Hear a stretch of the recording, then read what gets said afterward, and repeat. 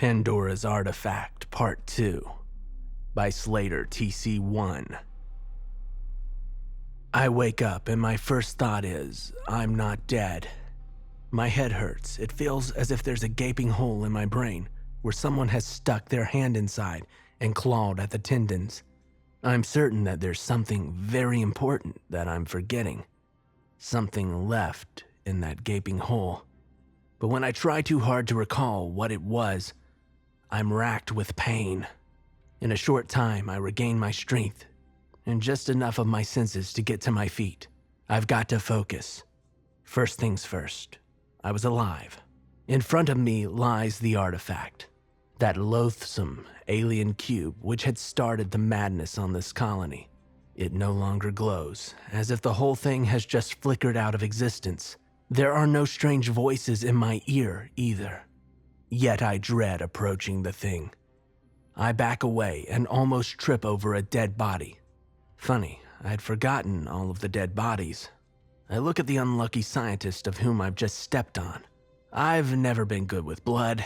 It wasn't in my job description, and now the adrenaline has worn off and I feel sick. A crash startles me, followed by frantic banging, and I realize I'm not alone. I turn and see a man's face behind the door pane. "Let us in," he squeals at me. Another face, equally blood-clotted, materializes next to his. The second man simply grunts incomprehensibly, and his eyes dart wildly. "We want to see," the first man says, more violently. He snarls, steps back, and hacks at the door with a rod. Some of the glass cracks and the man reaches in.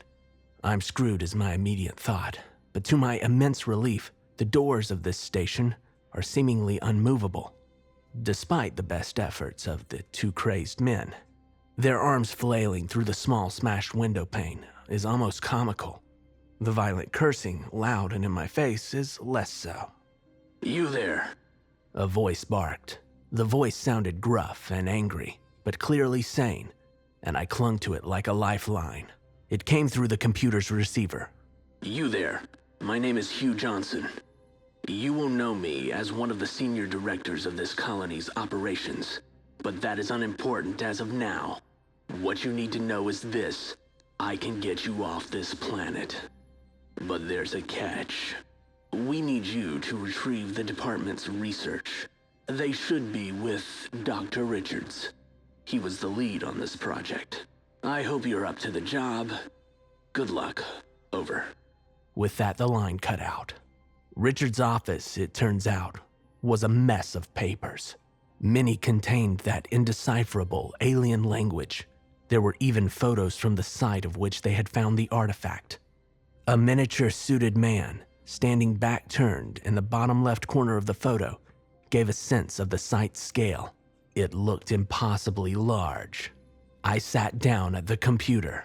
Most people would have had a hard time guessing the password, but I was not like most people. I've been deciphering codes since preschool. It's why I got this job at the colony in the first place. It took me 5 sweaty-fingered minutes to crack the security. At last, I opened the exit. A long hallway is revealed, and screams and screeches recede as I round its corner. I take a deep breath, and I walk into a fresh hell.